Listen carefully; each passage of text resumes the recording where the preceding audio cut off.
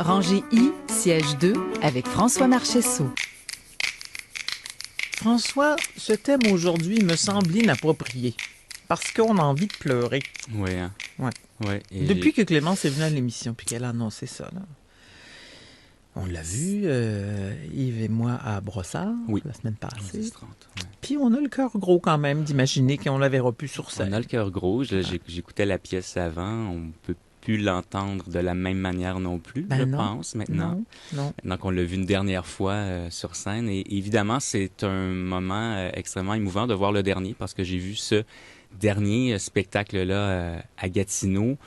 Et c'est bizarre de vivre une dernière fois les choses comme ça, de se dire que c'est la dernière fois. Parfois, on a eu ça. Ah oui, parfois on ne sait pas, on a vu quelque chose et finalement on apprend par après que c'était la dernière. Oui. Mais là, sachant ça que arrive avec l'amour des fois aussi. Tu veux vraiment qu'on pleure aujourd'hui, c'est ça qui est ça. Hein? Mais tu sais, le dernier monologue, tu sais que c'est le dernier monologue, tu sais que c'est la dernière chanson. Et dès que Clémence est arrivée sur scène, évidemment, il y avait une émotion particulière. Il y a eu une ovation. Je ne sais pas s'il y a eu une ovation. C'est le 17, c'est sûr. Aussi, Les gens se sont levés automatiquement. Elle a dit, ah oui, bon, vous avez de l'amour à me donner ce soir. Hein. Elle est très, très fragile, hein, Clémence. Elle est fragile en même temps. Je la trouvais assez forte d'être capable de faire ça comme ça une dernière fois. Elle devait profiter de chaque seconde aussi, comme nous. Oui. Elle devait vous regarder comme vous la regardiez. Oui, et effectivement, c'est exactement là que je m'en allais, Monique. Je pouvais pas regarder ce spectacle-là comme je regarde un autre spectacle. Il y avait Marie-Michel Desrosiers, il était avec elle durant ce spectacle-là. C'était la première fois que tu voyais Clémence sur scène? Non, c'était la deuxième. Okay. Je vais y arriver tantôt. C'était la deuxième Excuse-moi, fois. Non, c'est parfait. C'est ton émission, Monique, finalement. Hein? Oui, mais c'est ta chronique. mais c'est ça, je regardais Clémence et même quand Marie-Michel Desrosiers chantait devant, je ne pouvais pas faire autrement que de regarder Clémence derrière, même dans l'ombre, sur son banc, voir ce qu'elle faisait parce que on se dit c'est la dernière fois que je la vois sur scène, donc on peut pas. Mais c'est dommage pour Marie-Michel, mais probablement. Oui, mais on va la revoir, Marie aussi. Mais elle le sait, probablement qu'elle le sait, et je comprends. Quand je vois Clémence sur scène, quand j'ai vu Clémence sur scène, pourquoi elle a 60 ans de carrière aussi, hein, dans cette sincérité, dans sa simplicité de faire les choses, sa proximité avec les gens. Dès qu'elle est entrée sur scène, elle va devant la scène, elle salue les gens qui sont dans la première rangée. Et effectivement, c'est la deuxième fois que je voyais Clémence. Et la première fois que je l'ai vue, immédiatement, ça a haussé mes standards d'analyse de spectacle. Hein, elle a comme poser ce baromètre de qualité dans ma façon de voir un spectacle. Comment on fait ça, un tour de chant?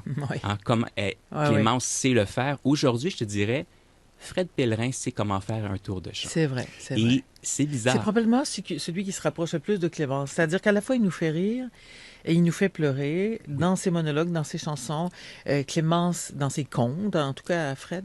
Et Clémence, pareil, dans ses monologues. Elle nous fait pleurer dans ses chansons, rire dans ses monologues. Et la première fois que j'ai vu Clémence, justement, je me dis, pendant le spectacle, je me disais, mais à qui elle me fait penser? Et dans sa manière de se tenir au micro, tout ça, mais je dis, c'est Fred, mais c'est Fred qui ressemble à Clémence. On s'entend, ce n'est pas l'inverse. Et malheureusement, je te dis, malheureusement, hein, j'ai l'âge que j'ai.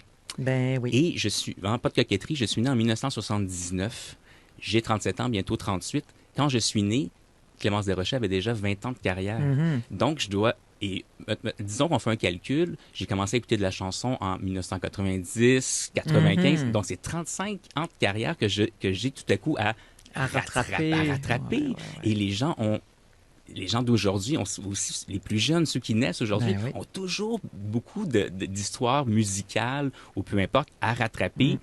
Et dans ce spectacle, oui, il y a eu des émotions quand Marie-Michel Desrosiers, a interprété cette pièce de Jean-Guy Moreau elle a dû se reprendre 3 fois pour y arriver. Ah, c'est pas vrai? Oui, elle a commencé, elle a dit on arrête, on recommence. Non, attendez, c'est pas ça. Parce que Marie-Michel, imagine l'émotion qu'elle devait avoir elle aussi. Mais comme je disais tantôt, c'est bizarre combien Clémence, elle, je la sentais quand même forte, fragile, mais quand même assez forte.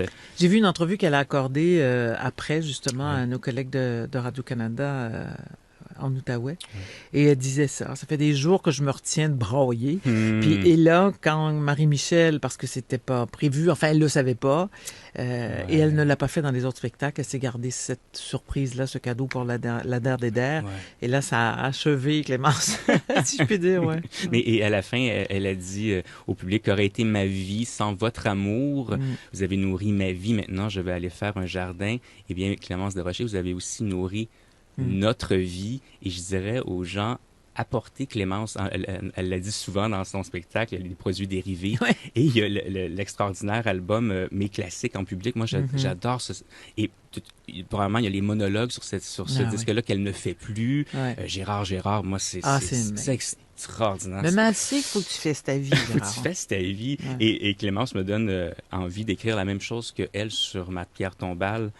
Quand la saucisse se brûle, Le boudin se défait. Ouais, Et on n'est pas arrivé à le traduire, cet alexandrin-là, parce que comme elle va être enterrée dans un cimetière anglais, il va bien falloir écrire cette phrase en anglais.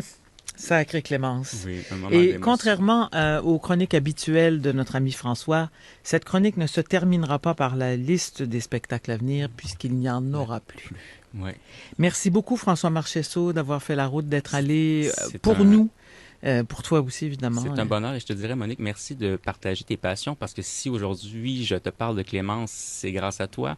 Si j'ai écouté Clémence dans ma vie, c'est grâce à toi. Alors, On va continuer de cultiver la mémoire de l'œuvre de Clémence et puis on va aller faire un jardin avec elle. Merci beaucoup. Merci. François. Une chanson que vous connaissez, que vous réclamez, et je le sens, je le devine. Je ferai un jardin.